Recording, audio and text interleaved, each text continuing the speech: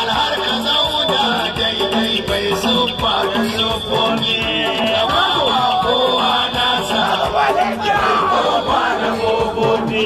shiru ka ji kamu tafsiri sanyi maganin zafi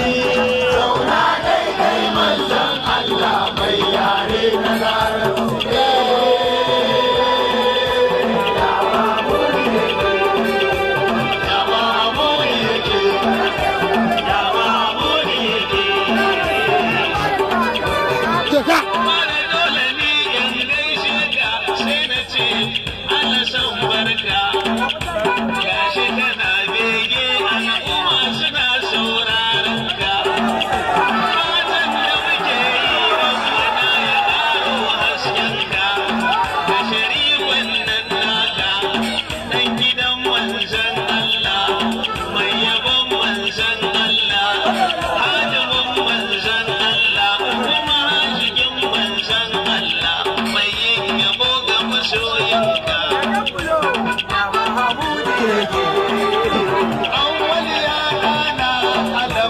albarkacin takalma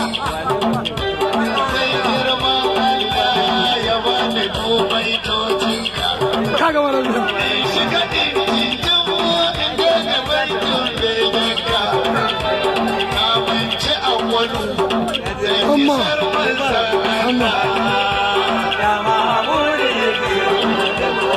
shababa ta kai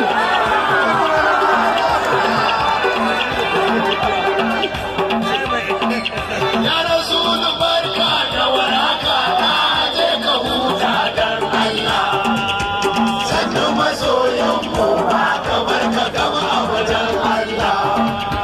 na muna san ka fara ba mu dai girman Allah ya Rasulu mun san ka karba muna godiya manzan Allah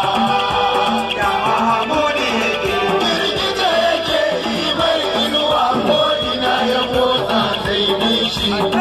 bishiyoyi sun zo mara jijiyarsa na masa gaishe shi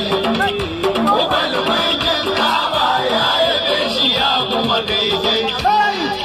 barewa ta yi murna da ‘ya'yanta don alfarmar shi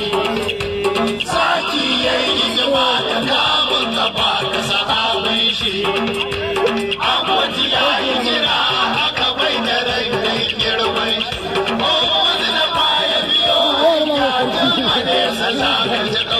shi rijiya baya sa huta sai dai ruwai da dahobai shi amma shi riga ta yi yawa da sawa koma daidai a gidansa ba a sa mutuna wasu babu domin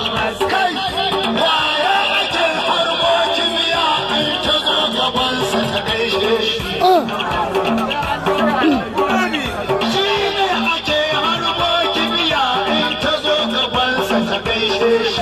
sharifi ina wanda yace annabi mutum ne kamar kowa kibiya ake harbowa in ta zo gabansa ta gaishe shi to shi ya tsaya mu gani a sai ba harbo don